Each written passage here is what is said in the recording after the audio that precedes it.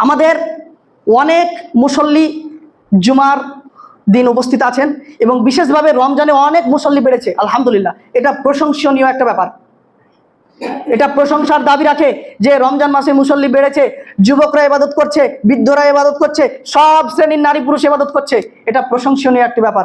কিন্তু দুঃখজনক হলো সত্য যে রমজান শেষ হবে আর সব অমুসলিম হয়ে যাবে। এখন মুসলিম সব, আর রমজান শেষ হবে আর সব অমুসলিম। সম্মানিত উপস্থিতি, অতএব সালাত আপনাকে যে কোনো মূল্যে আদায় করতে হবে। আপনাকে রমজানও আদায় করতে হবে, আপনাকে রমজানের বাইরেও আদায় করতে হবে, যে কোনো মূল্যে আদায় করতে হবে, তাহলে মুসলিম থাকা যাবে না।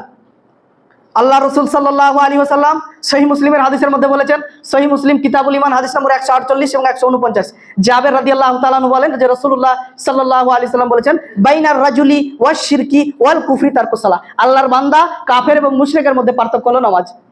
আল্লাহর বান্দা কাফের এবং মুশরিকদের মধ্যে পার্থক্য হলো নামাজ। আল্লাহর নবী স্পষ্টভাবে বলেছেন যে কাফের মুশরিক এবং আল্লাহর বান্দার মধ্যে পার্থক্য হলো নামাজ। যে নামাজ পড়ে সে মুসলিম, আর যে নামাজ পড়ে না সে কাফের। স্পষ্ট হাদিস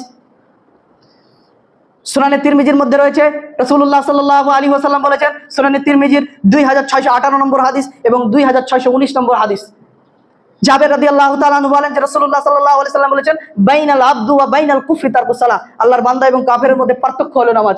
সুনানে তিরমিজির 2621 নম্বর হাদিসের মধ্যে রয়েছে, বুরাইদা রাদিয়াল্লাহু তাআলা আনহু বলেন যে রাসূলুল্লাহ সাল্লাল্লাহু আলাইহি ওয়াসাল্লাম বলেছেন যে তাদের মধ্যে এবং আমাদের মধ্যে অঙ্গীকার হলো, অর্থাৎ কাফের মুশরিক এবং আমাদের মধ্যে অঙ্গীকার হলো নামাজ। যে ব্যক্তি নামাজ আদায় করে ওই ব্যক্তি মুসলিম মুমিন, আর যে নামাজ আদায় করে না ওই ব্যক্তি কাফের। আরেকটা হাদিস মিসকাতুল মাসাবি হাদিস নম্বর 578 নম্বর হাদিস এবং সহিহ তারগিব ওয়াত তারগিব হাদিস নম্বর 313 নম্বর হাদিস।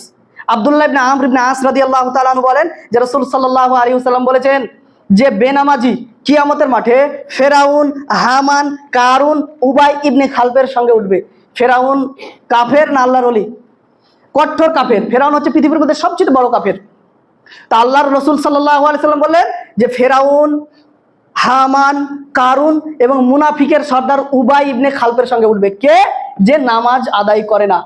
অতএব সালাত আমরা রমজানেও যেমন আদায় করব, ঠিক রমজানের বাইরেও আমরা সালাত আদায় করব ইনশাআল্লাহ। সালাত ত্যাগকারীর ব্যাপারে অনেক কথা রয়েছে, প্রচুর পরিমাণে হাদিস রয়েছে, প্রচুর পরিমাণে কোরআনুল কারীমের আয়াত রয়েছে। কোরআনুল কারীমের একটা আয়াত দিয়ে আমরা আমাদের আলোচনা শেষ করব। সূরা মুদ্দাসসির 74 নম্বর সূরা, আয়াত নম্বর 42, 43 এবং 44। আল্লাহ সুবহানাহু ওয়া তাআলা বলেন, আনিল মুজরিমিন মা সালাকাকুম ফি সাকার ক্বালু লাম নাকু মিনাল মুসাল্লিন। আল্লাহ সুবহানাহু ওয়া তাআলা বলেন যে অপরাধীদেরকে সেই দিন জিজ্ঞাসা করা হবে যে তোমরা কি জন্য জাহান্নামে এলে গো?